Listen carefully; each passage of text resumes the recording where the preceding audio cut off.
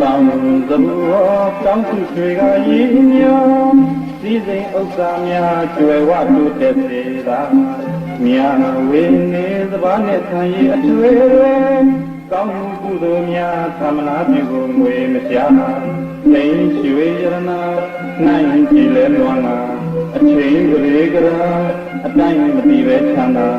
sama lệ ba chết thế lệ mía sa qua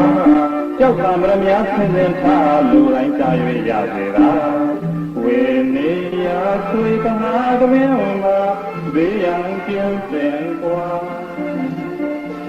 Hình Ve Dua Gi Ma Tuyên Ma Chấp Yi Miên Rì Ma Cha Lan Ya Ba Se Pang Ve Ram Pa Ma Cham Ya Li Sang Yi Trang Tra E Se Ve Na Lu Ya Cô tinh ba chân sa ra tuyên lang bông wang a tinh sana cô ít ha ba ya ki wa ja man di ho dai khang ji ma su di pan sen na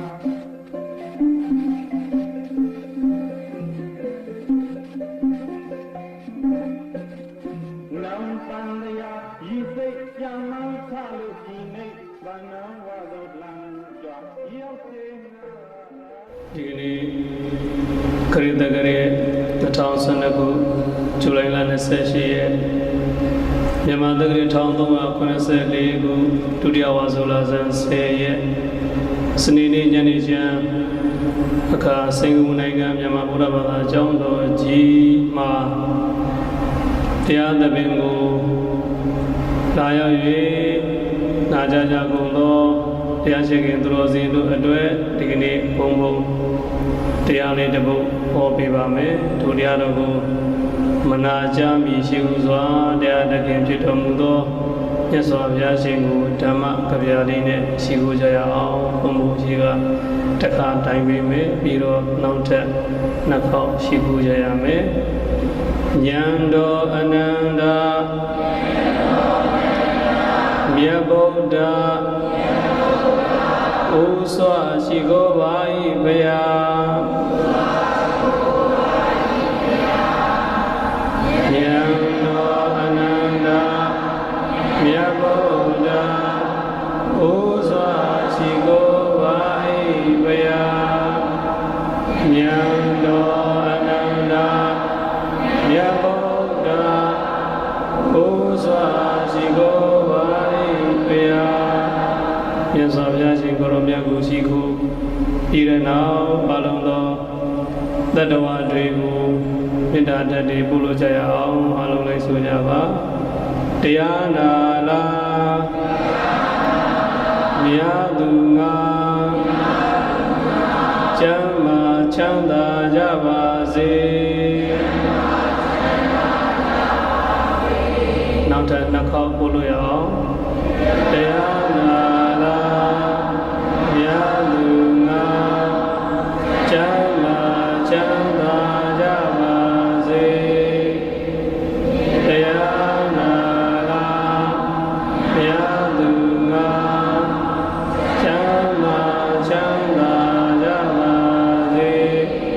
တဘာတွင်မှာမြတ်တာ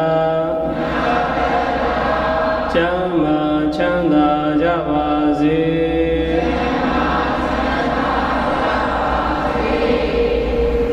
တဘာ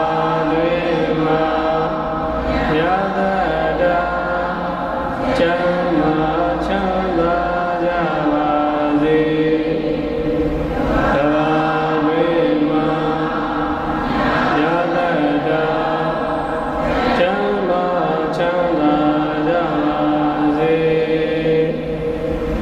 သာတော်နှလုံးပြောပြောသူတို့ကောင်ပေါင်းတို့ဒုမေတရားချေခင်စေကောင်းဝိညာဉ်ကုံသောသင်သူတော်စင်ပြိတ္တပေါင်းတို့နှင့်သဟဒုတကွာသဗ္ဗတတ္တ30ဘုံနန္ဒစัจ java လာမရှိကြကုန်သောအနန္တတတ္တဝါပေါင်းတို့သည်ဒုက္ခိကိုစိတ်နှပြချမ်းသာချမ်းသာခြင်းရှိကြကုန်သည်ဘဝန္တုပေါချမသွေဖြစ်ကြပါစေကုန်သတည်း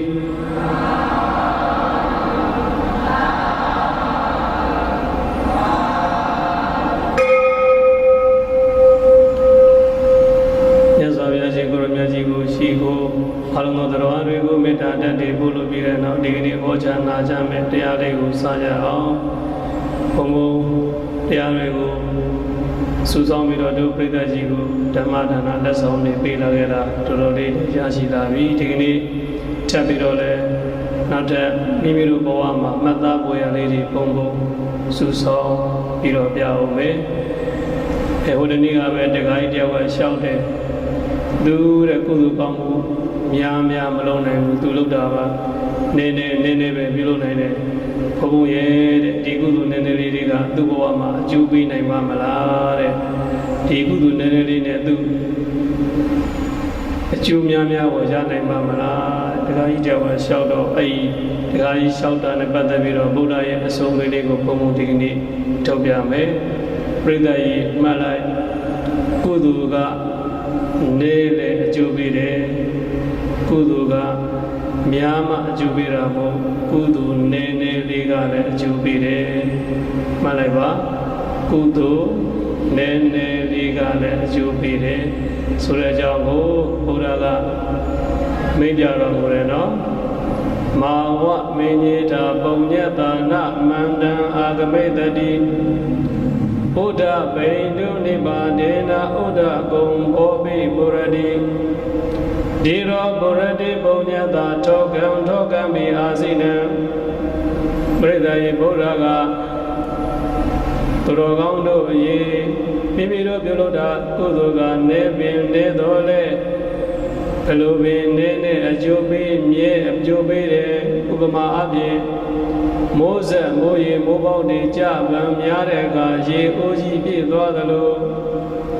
ပြားပရုံတွေကဝတ်ပုံတွေကနေပြီးတော့စားသုံးပြီးတော့ဆူဆောင်းလိုက်တာပြားအောင်ကြီးဖြစ်သွားသလိုမိုးရေမိုးပေါက်တွေကြောင့်ရေကန်ကြီးတွေဆယ်ကြီးတွေပြည့်သွားသလိုမိမိတို့ပြုလုပ်တဲ့အနေငယ်သောကုသိုလ်ကောင်းမှုတို့သည်ပါရမီကုသိုလ်တွေဖြစ်ပြီးတော့ပါရမီတွေပြည့်သွားတယ်မိမိတို့လိုလားမှန်းထားတဲ့နိဗ္ဗာန်ပန်းနိုင်ကိုလမ်းကိုင်းနိုင်တယ်ဘုရားကမိန့်တော်မူတယ်အဲတော့ဘုရားရဲ့အဆုံးအမိန့်ကိုအကျဉ်းချုပ်လိုက်မယ်ဆိုလို့ရှိရင်ကုသိုလ်ကနေပင်နေတော်လေအကျိုးပေးတယ်ဟုတ်ပြီလားဘုရားရဲ့အဆုံးအမိန့်ကိုအကျဉ်းချုပ်မယ်ဆိုလို့ရှိရင်ဘယ်လိုပါလဲဗျာကုသိုလ်ကနေပင်နေတော်လေအကျိုးပေးတယ်ဘုရားရဲ့အဆုံးအမိန့်လေးကိုပြန်ပြီးတော့အမှတ်ကြည့်ရအောင်သာတော်နှလုံးပြောသူတော်ကောင်းပေါင်းတို့မန္တန်အနေငယ်သောကုသိုလ်ကောင်းမှုသည်နာအာဂမိတတိအကျိုးပေးလာလိမ့်မယ်မဟုတ်ဣတိသောဘုံညတမိမိရဲ့ကုသိုလ်ကောင်းမှုကိုမဝမင်းကြီးတာမအောင်မေမမတ်ထင်ရာသူတော်တို့၏မိမိတို့ပြုလုပ်တဲ့ကုသိုလ်ကနည်းလေးတို့ထင်ပင်ထင်တော်လဲအဲ့ဒီအနေငယ်သောကုသိုလ်ကောင်းမှုကိုအကျိုးပေးလိမ့်မယ်မဟုတ်လို့မမတ်ထင်ကြနဲ့အဲ့ဒီအနေငယ်သောကုသိုလ်ကောင်းမှုဒီဘာနဲ့ဥပမာတူလဲဆိုလို့ရှိရင်မိုးရေမိုးပေါက်မိုးဆက်တွေကြပံများတဲ့အခါရေဟောကြီးပြလာသလိုပြားပရုံတွေကဝတ်မုံတွေစုဝတ်မုံတွေချွေစုပ်ပြီးတော့ပြားအောင်ပြားလဘိုကြီးတွေဖြစ်လာသလိုမိမိတို့ရဲ့ပါရမီကုသိုလ်ထက်တွေသည်ပြည့်နှက်ပြီးတော့မိမိတို့ရဲ့ပါရမီကုသိုလ်တွေအများကြီးဖြစ်လာပြီးတော့အကျိုးတွေအများကြီးပေးနိုင်တယ်ဥပမာအပြင်ဥဒ္ဒပိန္ဒုနိဗ္ဗာဒေနမိုးဆက်မိုးပေါ်တို့သည်ကြပံများလေသောဥဒ္ဒဂုံဘောရေဟောကြီးသည်ပုရတိယတာပြလာတဲ့ကဲ့သို့ဒီတော့အကြောင်းကျိုးကိုသိမြင်တဲ့ပညာရှိသည်ဒီတော့အကောင်းအဆိုးကိုသိမြင်တဲ့ပညာရှိသည်ထောကံမိအနေငယ်သောကုသိုလ်ကောင်းမှုကိုအာစိနံတော်ပြုပံများလက်သောအာစိနံတော်စေဖို့ပြန်များလက်သောဘုရတိပြည်လာနိုင်တဲ့ရဲ့လို့ဣတိသောတထာနလူတို့၏ဇေယမြတ်စွာဘုရားသည်ဒေသေတိကောင်းစွာမသွေဟောကြားတော်မူလိုက်ပါပေသတည်း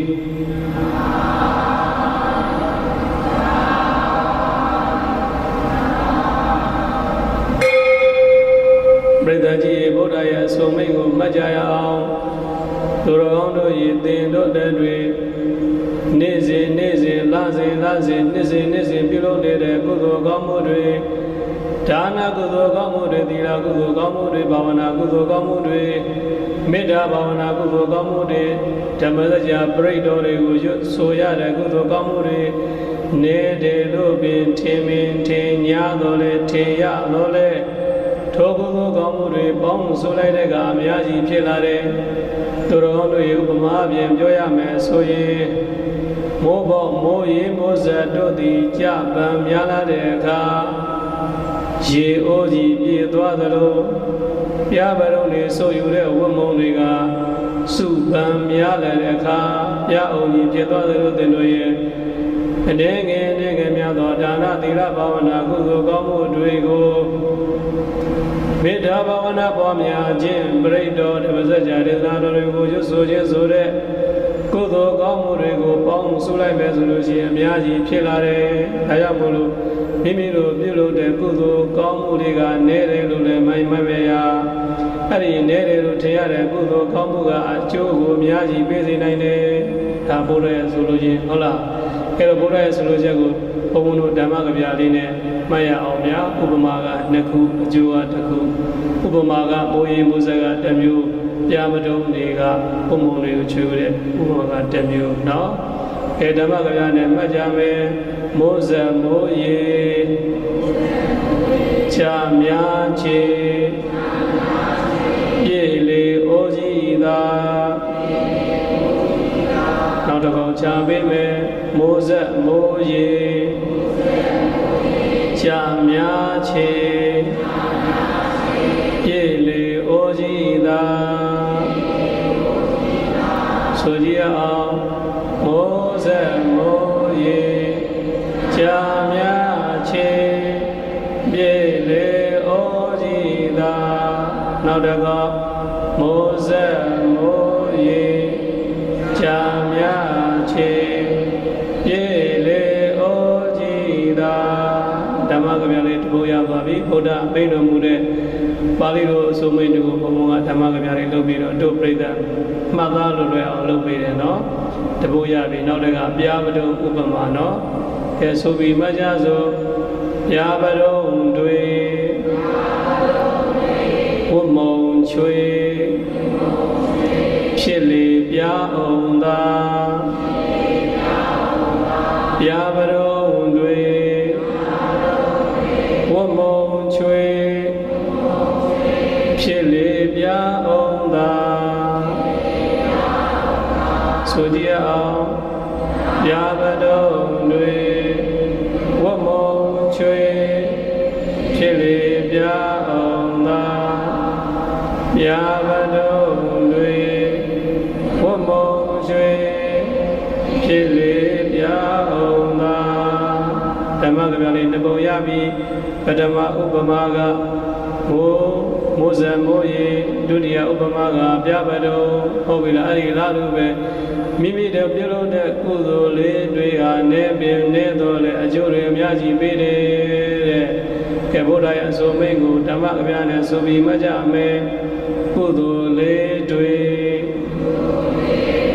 နေပါချေပေးလေအကျိုးကြီးသာ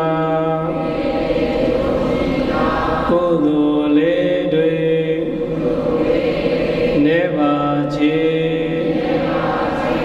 ပြေလေအကျိုးကြီးသာဆိုကြအောင်ကုသိုလ်လေးတွေနေပါချေပေးလေအကျိုးကြီးသာကုသိုလ်လေးတွေနေပါချေပေးလေအကျိုးကြီးသာကဲဓမ္မကဗျာဘယ်လိုရပါပြီလဲသုံးဖို့ဟုတ်ပြီဒီနေ့ဒီတရားမှာဓမ္မကဗျာ6ခုလောက်ဆိုရင်တရားပြီးသွားမှာနော်ဓမ္မကဗျာ6ခုပြီးရင်တရားပြီးသွားဆိုတော့သုံးမှုရပြီမှတ်ထားလေဟုတ်ဆိုတော့ဘုရားကအရင်ဆုံးဓမ္မဂါထာလေးနဲ့မိတယ်ဘုရားမိတဲ့ဂါထာကိုပြန်ပြီးကျင့်သုံးမယ်ဆိုလို့ရှိရင်သူတော်ကောင်းတို့ရေမိမိတို့ပြုလုပ်နေကြတဲ့ကုသိုလ်ကောင်းမှုတွေကိုငါကုသိုလ်တွေကတော့နေတာပဲအကျိုးပေးမှာမဟုတ်ဘူးအရာရောက်မှာမဟုတ်ဘူးလို့လျှော့မတွက်ကြနဲ့တဲ့ ဥပမာအပြင်ပြောရမယ်ဆိုလို့ရှိရင်မူ20 20ပေါင်း2ပေါင်းကြပါများတော့ရေအိုကြီးပြည့်သွားလို့အင်းအိုင်ချောင်းကန်နေပြည့်သွားတယ်လို့ဘုရားဘုရားတွေကဟိုပုံလေးချွေးပြီးတော့တစ်ဆက်စုလိုက်ရတာဟိုပြလက်ဖို့ပြောင်းအောင်ကြီးဖြစ်သွားတယ်လို့သင်တို့တွေပြုလုပ်နေတဲ့ဒါနသီလဘာဝနာမေတ္တာဘာဝနာပွားများခြင်းအစရတဲ့ကုသိုလ်ကောင်းမှုတွေကအဲ့ဒီအနေငယ်သောကုသိုလ်ကောင်းမှုတွေကအကျိုးတွေအများကြီးပေးတယ်တဲ့ဟုတ်ပြီနော်ရှေ့တော့ကဗျာလေးတစ်ခုရှိတယ်နော်ထွေရမတ်သားမိုးပေါက်များသောအင်းနာချောင်းကန်ရေပြည့်ရှမ်းဤဟာဥစဉ်တို့ဟိုငယ်ငယ်မှတ်ခဲ့ရတဲ့ဘောရနာကဗျာလေးရှေးကဗျာလေးကိုဘယ်သူရေးခဲ့တယ်မသိဘူးเนาะထွေရမတ်သားမိုးပေါက်များသောအင်းနာချောင်းကန်ရေပြည့်ရှမ်းဤဒီကဗျာတိုင်းဆိုလို့ရှိရင်ရေဥတော်မူအင်းကြီးတွေရောချောင်းကြီးတွေရောကန်ကြီးတွေရောရေတော်ပြည့်ချမ်းပါတယ်ဟုတ်ပြီလားဆိုတော့မိမိတို့ပြုလုပ်တဲ့ကုသိုလ်ကောင်းမှုတွေနဲ့မိမိတို့ကျေနပ်နေရမယ်။ဟောကကုသိုလ်တွေကတော့နေတာပဲသူများတော့မပြုလုပ်နိုင်ဘူး။သူများတော့လည်းအားမထုတ်နိုင်ဘူးဆိုပြီးတော့ရှော့မတွက်နဲ့ကိုလုံးနိုင်သမျှကုသိုလ်ကကိုကုသိုလ်ပဲအကျိုးပေးတယ်တဲ့။နော်ဒီအလားတူပဲဗုဒ္ဓရဲ့အဆိုမင်းနဲ့အလားတူပဲအင်္ဂလိပ်အဆိုမင်းတစ်ခုရှိတယ်။အဲဒီအဆိုမင်းဆရာရဲ့နာမည်က Aswai ကအင်္ဂလိပ်စကားပုံထဲမှာသူရဲ့အဆိုမင်းကဗုဒ္ဓရဲ့အဆိုမင်းနဲ့တစ်ထပ်တည်းပဲ if you add a little to a little and then do it again so that little shall be much so little and much ပြောပြတာဒီ little တွေကိုပေါင်းလိုက်တဲ့က much ဖြစ်လာတယ်ခုနမိုးရေမိုးစက်တွေပေါင်းလိုက်တော့ရေတွင်းတွေရေကန်တွေချောင်းတွေမြောင်းတွေအိုင်တွေဖြစ်သွားတယ်လို့အင်းတွေဖြစ်သွားတယ်လို့ပဲသူကကိုလုပ်တဲ့အလုပ်ကလေးကနည်းနည်းလေးထင်ရတော့လည်းပဲအဲ့ဒီအနေလေးတွေကိုထက်ကလို့ပေါင်းလိုက်တဲ့ကအများကြီးဖြစ်လာတယ်သူရဲ့အဆိုမင်းက if you add a little to a little and then do it again so that little shall be much that's why ဆိုတဲ့ဆရာနောက်တဲ့ပညာရှိတယောက်ကဆိုတဲ့အင်္ဂလိပ်ပုံထဲမှာဆိုတော့ဗုဒ္ဓရဲ့နှစ်ပေါင်း2600လောက်တုန်းကအဆိုမင်းတွေကြည့်ပြီးတော့သူတို့ကဗုဒ္ဓရဲ့ philosophy တွေလေ့လာတော့သူတို့ရဲ့နားလည်တဲ့သူတို့ဘာသာစကားနဲ့အင်္ဂလိပ်နဲ့ထည့်တယ်အချင်းချင်းလိုက်တော့နှစ်ပေါင်း2600လောက်ကကျတော့ဗုဒ္ဓဘာသာမှာတပိဋကဉာဏ်ရှင်ဘုရားရှင်ကိုရောမြတ်ဆုံးမိတဲ့အတူတူပဲเนาะနောက်တော့အိုင်ရှိုင်းတို့အဆုံးမိတွေကလည်းသူတို့ကပြန်ကြည့်လိုက်လို့ရှိရင်ဂရိပညာရှင်တွေပြန်ကြည့်လိုက်တဲ့အဆုံးမိတွေကြည့်လိုက်ရင်သူတို့တော်များများကအိန္ဒိယနိုင်ငံမှာဖြစ်ထွန်းခဲ့တဲ့ဗုဒ္ဓရဲ့အဆုံးမိနဲ့အတူတူပဲဆိုတော့တော်များများဂရိပညာရှင်တွေက orientation လို့ခေါ်တဲ့အရှေ့တိုင်းပညာတွေကိုလည်းလေ့လာတယ်ဗုဒ္ဓရဲ့ philosophy တွေလေ့လာတယ်ပြီးတော့မှသူတို့ရဲ့အဆုံးမိတွေရေးတယ်နော်ဆိုတော့နောက်ထပ်အလားတူဗုဒ္ဓရဲ့အဆုံးအမဟိုတန်ယုဒ္ဓနိကေမှာရှိသေးတယ်ဗုဒ္ဓကယာတိတေဝပတေဘိဇံဒါတိတေရတိပလံယာတိတေယာတိတံဟရတေဘိဇံဒါတိတံဟရတေပလံဒီပမာကစိုက်ပျိုးရေးကိုအခြေခံတယ်ဗုဒ္ဓရဲ့အဆုံးအမဗုဒ္ဓရဲ့ခြေမှုလိုက်ကြည့်လိုက်လို့ရှိရင်ဟိုလေယာစိုက်ပျိုးရေးတွေရသွားပြန် agriculture လေးနဲ့ဆက်တယ်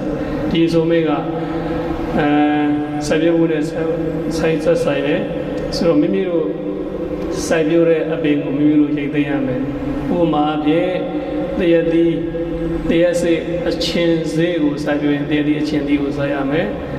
တရက်စိအချိုစေးကိုစိုက်ပျိုးရင်တရက်ဒီအချိုသီးကိုစိုက်ရမယ်မိမိတို့စိုက်ပျိုးတဲ့အပင်ရဲ့အသီးကိုပဲမိမိတို့စိုက်ရမယ်ဆိုလိုတာကမိမိတို့ပြုလုပ်တဲ့ကောင်းမှုမကောင်းမှုရဲ့အကျိုးကိုမိမိတို့ပဲခံစားရမယ်အဲလိုဆိုမိတယ်ယာတိတံဟရတေဖလံယာရိတံဟရတေပိဇံတာရိတံဟရတေဖလံမိမိတို့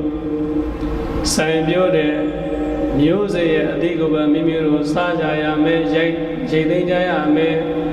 ကောင်းပင်စိုက်ရင်ကောင်းကျိုးတွေရမယ်မကောင်းပင်စိုက်ရင်ဆိုးကျိုးတွေရမယ်အဲလိုတိပ္ပယ ဒီဗုဒ္ဓရဲ့အဆုံးအမနဲ့တူတဲ့အနောက်တိုင်းအဆုံးအမနဲ့တကူရှိတယ်မှတ်မိလားအစကတော့ AS ကစတယ် as you sow so shall you reap as you sow so shall you reap ပါဠိနဲ့အင်္ဂလိပ်ကတော့အသွားအတူတူပဲယာတိတံဟရတေယာတိတံဝပတေဘိဇံတာတိတံဟရတေပလံ as you sow so you shall reap မင်းစိုက်ပျိုးတဲ့တိုင်းမင်းရိတ်သိမ်းရမှာပဲအင်္ဂလိပ်စကားဝင်အဓိပ္ပာယ်ရတယ်ဘုရားရဲ့ဆုံးမကတော့သင်တို့တွေစိုက်ပျိုးတဲ့တိုင်းသူစိုက်ပျိုးတဲ့အပင်ရဲ့အသီးအကျိုးကိုသင်တို့ခံစားရမယ်ဆိုတော့ as you sow so you so shall you reap ဆိုတဲ့အင်္ဂလိပ်စကားဝင်ရဲ့အဖြောင်းအဓိပ္ပာယ်ကတော့ your deeds good or bad will repay you in kind your deeds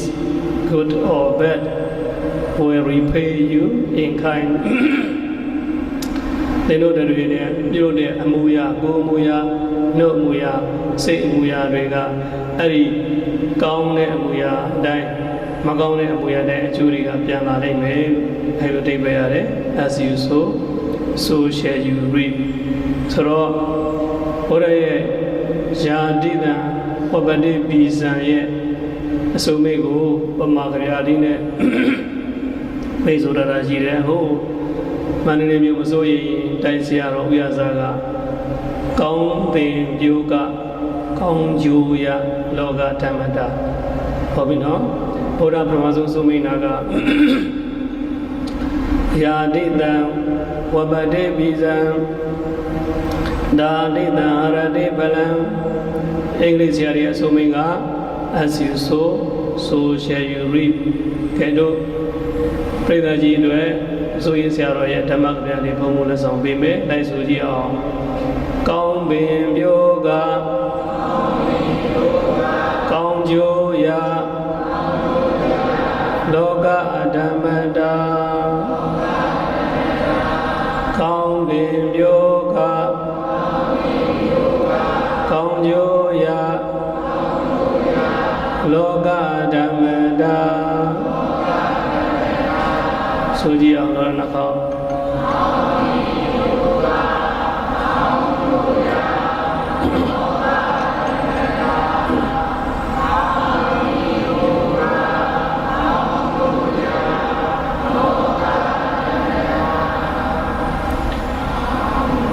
နောက်တစ်ပုဒ်ဆိုကြည့်မယ်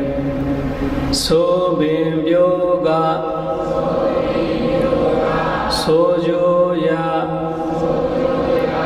လောကဓမ္မတာဆိုပင်ပြိုးကဆိုကြိုးရာလောကဓမ္မတာနောက်တစ်ခေါက်ဆိုပင်ပြိုးကဆိုကြိုးရာလောကဓမ္မတာနှစ်ပုဒ်ပေါင်းပြီးဆိုကြည့်မယ်ကောင်းပင်ပြိုးကကောင်းကျိုးရာလောကဓမ္မတာဆိုပင်ပြိုးကဆိုကြိုးရာလောကဓမ္မတာယာတိတံဝပတိပိဇံတာတိတံအရတိပလံယာတိတံအကျဉ်းသောသဘောရှိသောပိဇံမျိုးစေ့ကိုဝပတိစိုက်ပျိုး၏တာတိတံထိုကဲ့သို့မိမိတို့စိုက်ပျိုးသောသဘောရှိသောမျိုးစေ့နှင့်တူသောဖလံအကျိုးရလဒ်အသီးတွေကိုအပွင့်တွေကိုဟရတေစိုက်ပျိုးတဲ့အတိုင်းရိတ်သိမ်းရတယ်လို့တထာနာတော်၏ဆရာမြတ်စွာဘုရားသည်တေတေတိကောင်းစွာမသွေဟောကြားတော်မူလိုက်ပါပေတည်းဒ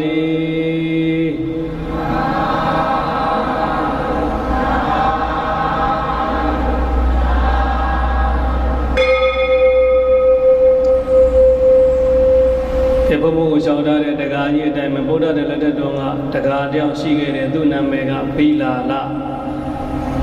လဆိုတဲ့တရားတယောက်ကဗုဒ္ဓနဲ့ဗုဒ္ဓအမှုရှိတဲ့ယဟန်တန်ဃာတော်တွေကိုသူလှူနိုင်လိုက်တာက အိုးကြီးခေါ်တဲ့ပဲကြီးကျိုးထားတဲ့ပဲကြီးပအိုးကြီးဟိုဘကန်လို့ဆိုလို့ရှိရင်ပုံးကြီးပေါ့ပုံးကြီးလေးကိုလက်၃ချောင်းနဲ့ကော်စားလောက်ကလေးတစွန်းစားလောက်ကလေးလောင်းလုံနိုင်တယ်ဆိုတော့သူလောင်းလုံနိုင်တဲ့အဲ့ဒီလက်၃ချောင်းတကောစားတစွန်းစားလေးကသူ့မှာအကျိုးပေးမှာမဟုတ်ဘူးသူ့မှာစိတ်ထဲမှာဟိုအာမလို့အာမရဖြစ်နေတယ်အားငယ်နေတယ်ဆိုတော့ဘုရားကတကားကိုအားပေးတဲ့အနေနဲ့တကားပြီးလာရေးအာမငယ်နဲ့ဘင်းတစွန်းလောင်းတဲ့ကုသိုလ်ပဲအဲ့ဒီကုသိုလ်ကနေရပြီမဲ့အကျိုးပေးတယ်ဘုရားကမိန့်တယ်ကုသိုလ်ကဘာပါလဲနေပြီမဲ့အကျိုးပေးတယ်ပြန်ကြည့်ရအောင်ကုသိုလ်ကနေပြီမဲ့အကျိုးပေးတယ်တရားလေးနဲ့ပတ်သက်ပြီးဘုန်းတော်ဒီနေ့မိန့်တာဘုန်းတော်ဒီနေ့ဟောပြတဲ့တရားကိုကောင်းစဉ်တက်ပြီးပြန်ချုပ်မယ်ဆိုလို့ရှိရင်ကုသိုလ်နေလေကျိုးပေးမြဲပြောကြည့်အောင်ကုသိုလ်နေလေကျိုးပေးမြဲဒီနေ့တရားတော်ရဲ့နာမည်ကကုသိုလ်နေလေကျိုးပေးမြဲဆိုတဲ့တရားဒီကနေ့ဘုန်းတော်ကတို့တရားဓမ္မတွေကိုတရားရှိခင်သူတော်စင်တွေကိုဓမ္မလက်ဆောင်ပေးတဲ့တရားလေးရဲ့နာမည်ကပါပါလဲဗျာကုသိုလ်နေလေကျိုးပေးမြဲဆိုတော့မိမိတို့ဓမ္မတရားရွတ်နေတဲ့ကုသိုလ်ကောင်းမှုတွေမေတ္တာဘာဝနာပွားနေတဲ့ကောင်းမှုတွေမိမိတို့တသံတော်အားထုတ်တဲ့ဒါနကောင်းမှုတွေသီလကောင်းမှုတွေဘာဝနာကောင်းမှုတွေငါကုသိုလ်တွေကမဖြစ်တော့ဘူးမဖြစ်တော့ပါဘူးအကျိုးပေးမှာမဟုတ်ပါဘူးဆိုပြီးတော့ရှုံ့မတော်ကြနဲ့ဒီတရားလေးကတော့အားဖြည့်တရားလေးပေါ့စိတ်အားဖြည့်တရားဘာတရားပါလဲစိတ်အားဖြည့်တရားဘုရားကဒေါကလူသားတွေကိုစိတ်ချမ်းသာအောင်ငြိမ်းချမ်းအောင်ဒေါကလူတွေရဲ့မိမိတို့လုံးနေကြသောကုသိုလ်ကောင်းမှုကအကျိုးတရားတွေရှိတာကြီးပဲကောင်းတာကြီးပဲလို့မိန့်ပြလို့ဒီတရားကိုဟောပြတာเนาะဆိုတော့ကုသိုလ်နေတဲ့ကျုံးပေးမြဲဆိုတဲ့ဒီနေ့ဒီတရားတော်မှာဓမ္မကဗျာလေးစုစုပေါင်းဘယ်နှပုဒ်ပေးခဲ့6ပုဒ်လား5ပုဒ်လား6ပုဒ်ကဲအစနဲ့ပြန်ဆိုပြီးတော့အဆုံးရောက်ပိုင်းတော့နားကြတာပေါ့အစဆုံးပုဒ်ကဘုံမှစပြီးမိုးဆက်မိုးရေအတူတူဆိုမှာအဲ့တော့6ပုဒ်လည်းရအောင်ပြီးတော့ကဲတစ်ခါပြန်ချပေးမယ်မိုးဆက်မိုးရေကြာများချေပြေလေအိုကြည်သာတခေါမိုးဆက်မိုးရေကြာများချေပြေလေအိုကြည်သာနောက်ဒုတိယဥပမာပြာပတုံတွေဝမုံချွေဖြစ်လေပြအောင်သာတကောင်ဆိုကြည့်မယ်ပြာပတုံတွေဝမုံချွေဖြစ်လေပြအောင်သာတတရားတစ်ပုဒ်ကကုသိုလ်လေးတွေနေပါစေပေးလေအကျိုးရှိသာတခါကုသိုလ်လေးတွေနေပါစေပေးလေအကျိုးရှိသာနောက်တစ်ခုကတော့ဘုံဘဝရှိအောင်ရှုပြခဲ့တဲ့ဒုပရိသတ်ကိုချမပေးခဲ့ဘူးဒီတကချပေးမယ်နော်ထွေရမန္တာမိုးပေါက်များသောအင်းနာချောင်းကံရေပြည့်ရှမ်းဤထွေရမန္တာမိုးပေါက်များသောအင်းနာချောင်းကံရေပြည့်ရှမ်းဤတကောင်ဆိုကြည့်မယ်ထွေရမန္တာမိုးပေါက်များသောအင်းနာချောင်းကံရေပြည့်ရှမ်းဤဓမ္မကဗျာလေးဖို့ရပြီနောက်ဆုံးတစ်ပုဒ်ကလွယ်လွယ်လေးတွေကောင်းပင်ပြိုက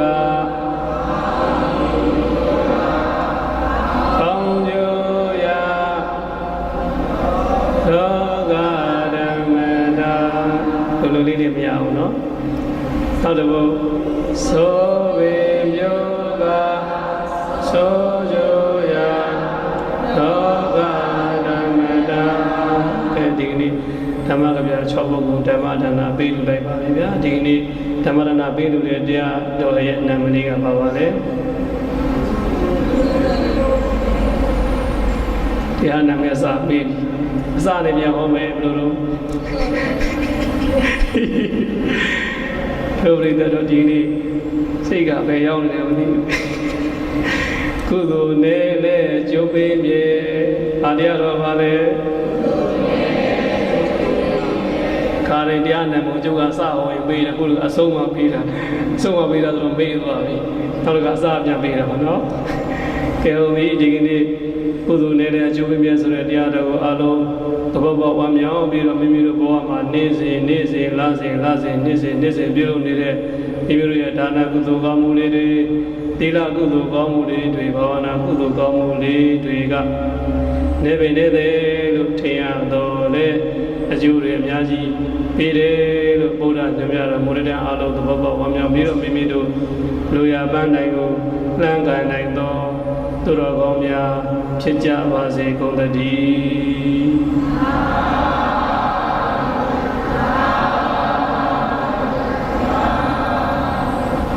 သေစီတံမေမာပုံညာဓမ္မဒေသနာတိညိတံ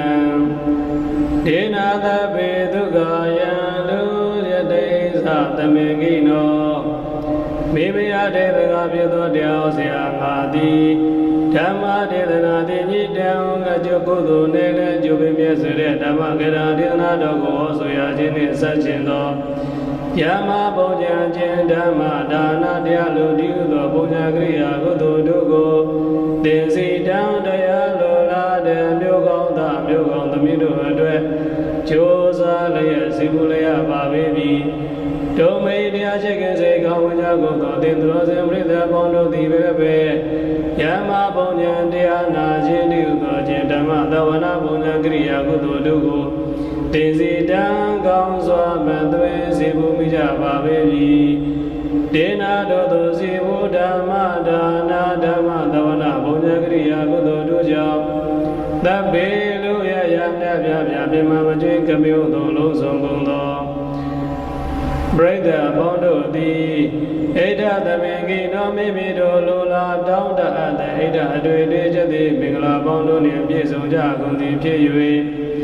ဒုက္ခယတုယနေကသာနိဗ္ဗာန်ရသည်ဘဝတိုင်အောင်စိတ်ရွှင်လန်း၍ကြံ့ကြံ့မာမာချမ်းချမ်းသာသာဖြစ်တော်မူကြပါစေကုန်သတည်း